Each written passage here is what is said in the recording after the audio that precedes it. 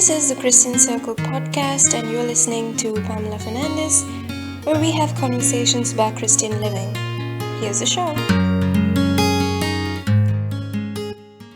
Hi everyone, it's 2017, so Happy New Year. For this first episode of the year, we're actually going to invite a youth animator, Siana Dias, who's my friend. And I don't know if you remember, we spoke about her in the first podcast, And so we find to meet and talk about the youth. And so this entire show is basically about working youth and teenage youth and what we can do to help the faith. So here's the show. Just tell us what you do and how long have you started in this ministry, with regards to young people? It's been now almost 5 years Okay. that I've been in this ministry with Okay. youth, Okay. and it's just fun. Okay. It's just fun being with them, speaking with them, Okay. learning things from them. As today's youth, they know so much about the world compared to a decade ago. Okay. But what is it that you actually do with them? Like, tell us what you're really doing with them. Okay, basically, when we teach confirmation, it's more than just giving them the faith. It's also sharing their lives. Okay. It's like, how you, when you speak to them, you also understand their needs, understand what they want, Okay. understand their feelings, and see how you can get them closer to God.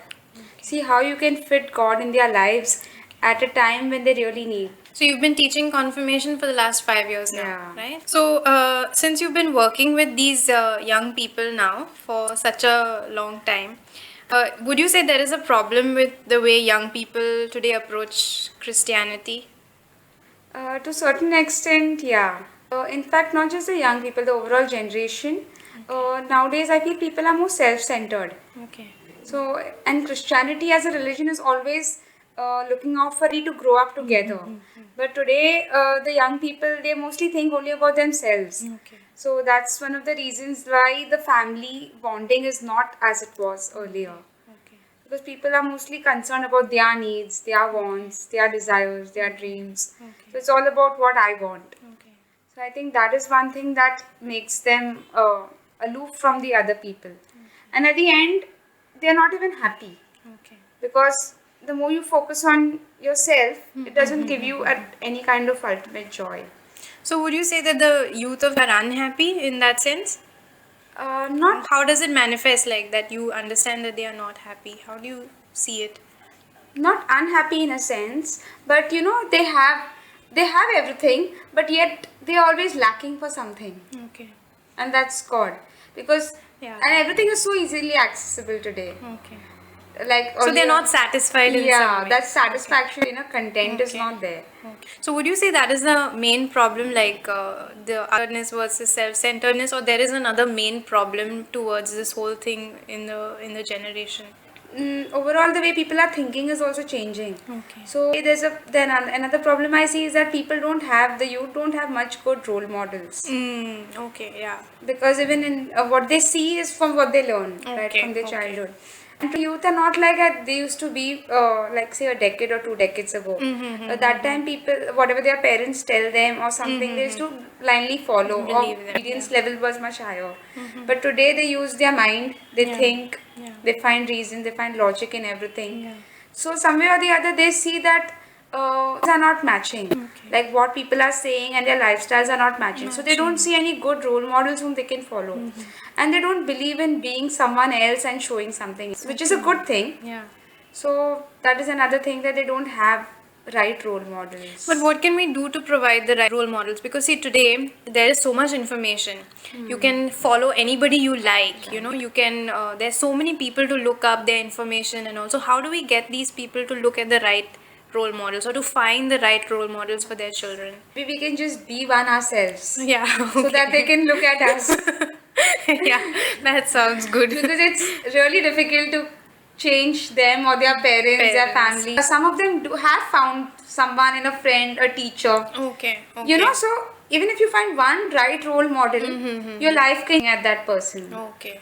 Someone to just genuinely love and accept you as you are. Yeah. Like mostly today, everyone is just using people. Yeah, that's true. So in what sense do you see, like when you were taught your faith, and now the way we are teaching in confirmation, what change do you see has happened in the way we are passing on, our faith to the next generation? What is the difference?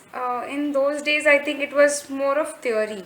Okay. I remember like when I was in confirmation, that time we had this classroom style of teaching. Yeah, correct. Where the teacher is teaching and saying something. And you memorize everything. Yeah, you're memorizing just like by hearting stuff, and so you're not even listening, you're just doing your own stuff. Okay. But now we've had this group, small groups of 10 each. So it's easier for one animator to look at 10 people. Okay. Rather, Okay. and there's one person taking the class, Okay. but each group has an animator. So Okay. your needs are met on a more personal level. Okay. If you don't understand something, it's more easier for you to ask. Rather, because people are shy to Yeah, raise their yeah. hand and ask Yeah. in public. And also there's a comfort level you share with the animator, which makes it more approachable, which makes it more easier to ask. Okay. It's like group discussions. Okay. Where it's not just you listen, but you also share your opinion on what you've heard. Okay. Okay. So, and people share. Sometimes they don't agree with what is said. Okay. Sometimes they agree with what is said. Okay. So it's not like they always have to agree. Like earlier, how it was, whatever is said, That is law. yeah, that is law, that is rule. It just follow it, or yeah. there's no other option given. But now, whatever is put before you, they make you think. Okay. Even we ask them a lot of questions. Okay. Okay. So, which make them think, then they answer, and some way or the other, they find their own solutions Yeah, in the midst of all this. So, and when something is not forced down upon you, that time it's easier for you to accept it. Accept it. Okay. But now, since you're saying, the difference in the teaching then and the teaching now, how much would you say our faith is shaped more by our personal growth rather than what we are taught? See, a lot of things, like we were taught a lot of things and we wrote memory, we learned them. But today our faith is shaped by, our personal journeys also. Right. So what would you say, makes it better, your personal journey or what you're taught from classrooms and these things? I think both play an equally important role. Okay, okay. Because once you're taught, then you can reflect or meditate upon it. Okay. But if you don't have any base or content, then there's nothing for you to step forward on. Yeah, There's you no learn foundation. on your own everything from Yeah. scratch, right? Okay. So that also becomes a different way. Like there are few examples of people who have not gone for any teaching, but Yeah. their own life experiences teach them a lot A lot about of God. things. Yeah. Okay. Okay. But then the ones I'd say probably who are taught well have it little slightly easier compared to those who have learned it the hard way. Okay. So let's say now parents are listening to us. Okay, we want the children to be, the youth, especially our young people, teenagers, working youth, to be more spiritually inclined. What advice would you give to the parents? Because they are the starting points from where you can actually do most of this work. So what advice would you give them? One thing I'd like to tell the parents is not to force children to do anything. Okay. Like, most of the parents I've met, it's like they have the regular complaint, she doesn't pray, he doesn't say the rosary, he doesn't this. So, but the moment you force them that do this, if you have rules for them, do this, then there's this natural thing to rebel. Okay. Okay. So I think instead of forcing them to do something, they should rather encourage them and share their experience with them. Like, let's say the parent had was going through a difficult time and they prayed to God and they found a sort of peace, or they found a sort of solution to their problem. They can share these things with their children, which will make it more open for them to accept them, rather than you telling them no, do that, do this. Nowadays you don't like a list be of told, things to be done. And secondly, also more understanding. Like their youth themselves are going through a lot of trials. Yeah, And, the colleges, the schools which were there 10 years ago are not today. Not the same. Yeah. Yeah. Themselves face a lot of pressure from outside. Yeah. So the more you understand them, it's better for their spiritual, their emotional growth also. Okay. But what can you also advise them to do? Like, should they send them out for more retreats or send them out to Catholic groups, or any sort of activity that you would suggest? Anything that you feel would be helpful? Like I came across this one parent. She was sharing with me. She's saying, I never told my children to read the Bible, but every morning I get up and I read the Bible. Okay, yeah. And looking at me, my son said one day that I also want to read the Bible with you. Okay. So but if you tell somebody, no, you should do this, you should, so they get a little bit away from it. Yeah. So maybe by your own examples, you can be a role model. Okay. Yeah. So now it's the start of the year.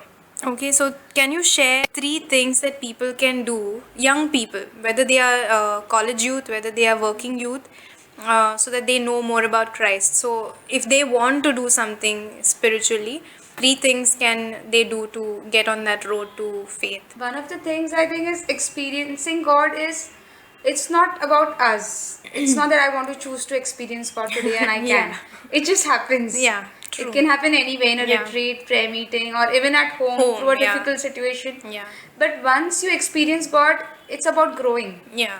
So I think what is basic thing for growth in spiritual life would be prayer, Okay. personal prayer. Okay.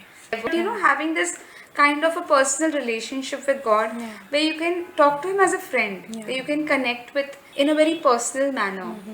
Like, let's say you want, it's better to have a specific time, but even in today's world, we see everyone has a shortage of time. So it's like, it's not just when you're traveling. Yeah. We are waiting for trains, we're waiting Yeah. for buses, there's something or the other. Yeah. Sometimes we're waiting for some client, or Yeah. Yeah. in the college there's some free lecture. So in the few times you can just remember God, offering your day to Him, Okay. offering your life. Okay. Especially today's life is very stressful. Yeah. So you need to just, and it's not about seeking some answer or solution, but God makes you feel so much more lighter. Lighter, yeah. Even as you speak to Him in whatever you do, you will seek a kind of grace to go through the difficult times. So I think everyone who has should have this personal relationship with God, which will enable them to live their life in a much better way. Okay.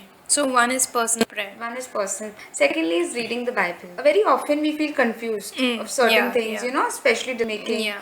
or what do I do next, or how do I solve this thing. So when reading the Bible is something through which I've also seen personally, God speaks. Yeah. Yeah.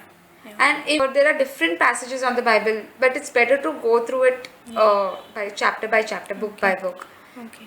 So wait, let me just hold you there. Let tell people that you've also done a whole course on your. You've done Bible study for 2 years. 2 years, right? Yeah, right. So a lot about this. So somebody wants to start today Bible reading. What would be your advice to how to go about reading the Bible in a year? I'd advise them to reading from the New Testament. Okay. Because Okay. the Old Testament is a little difficult to understand. It's not, there are certain things which are slightly which we cannot relate to at today's times. Yeah, So I would encourage them to start from the Gospels. Okay. Okay. And which are very easy to understand, simple, especially the parables, which have a lot of message for our day-to-day lives. Okay. And even as we read the Bible, as we finish reading, we need to see as to what is the message in this passage. And whenever I've read the Bible, I've always found a solution. I've always found an answer for what I was seeking. So, would you say that somebody should use a reflection book or a commentary along with that, or just read and meditate on that only, and the Bible is more? I think it depends from person to person. Okay. Maybe initially when you start, you would, if you read the passage and you want some kind of reflection, you can read. Okay. Nowadays there are these Bible diaries available, or there are many reflection books. Yeah. These are quite helpful because they help you understand things better. They help you to reflect. Okay. And also sometimes they give you something to do, which will make it more practical in your life. But later on, maybe you can just read the Bible and try to see what is it For you. what is the message for you. Okay.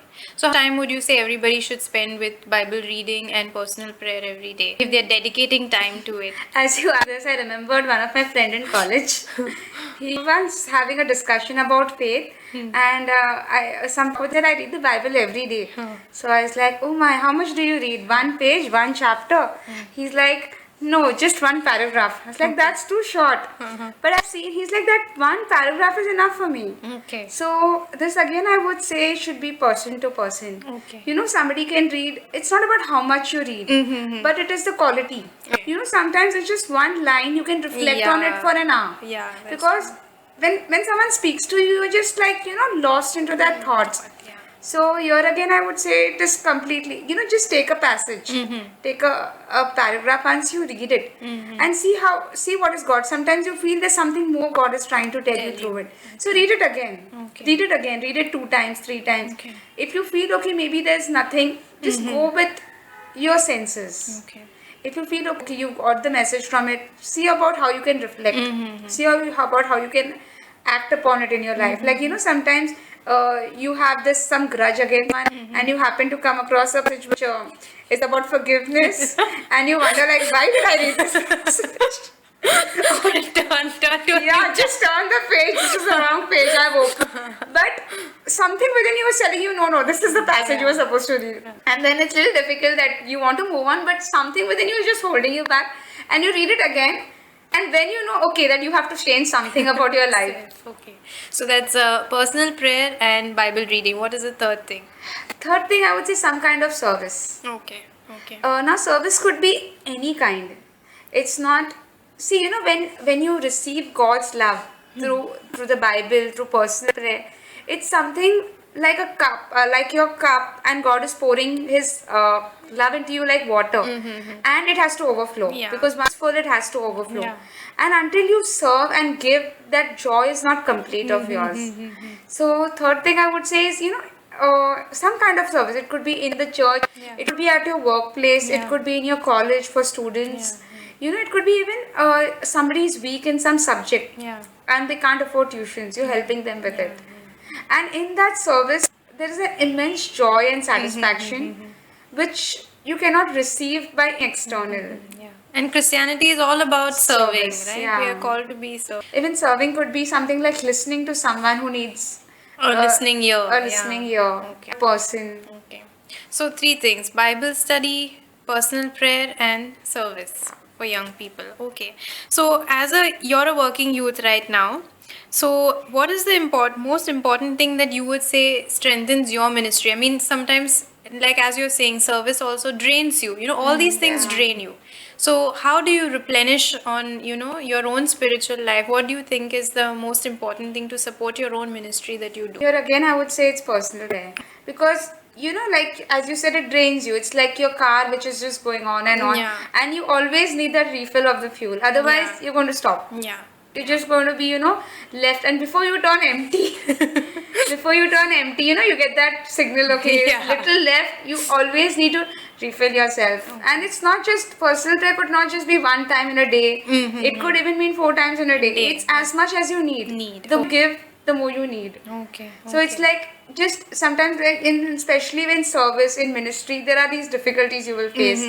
There are difficult people you will meet. There are people you want to avoid, but you have to meet them because you are in that particular ministry. Yeah.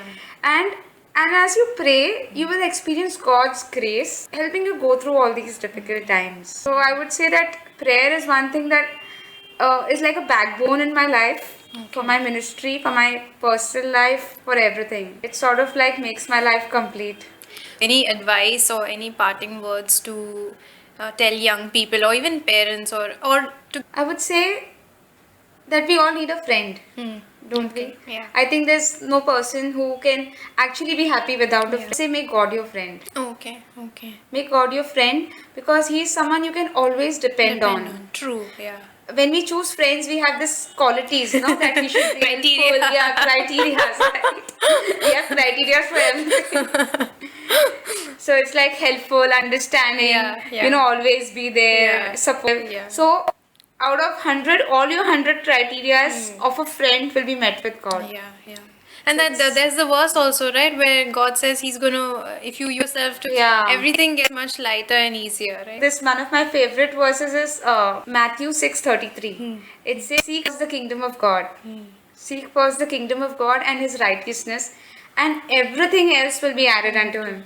And I've seen this, that when you have God as an important person in your life, and as a friend, not as someone whom you're afraid of, not as someone whom you like want to run away from. Yeah, not someone whom you report like a boss, but as a friend, there's nothing you will lack ever. So thanks, Siana. Hopefully we'll see you soon again some other time. Sure. It was really nice talking with you.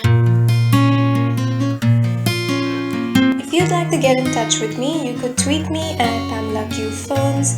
I'm also on Facebook at Pamela Q Fernandez, or you could check out my blog called An Apple's Mind's View, where you can subscribe or email me using the contact form. So see you next time. Until then, God bless and take care.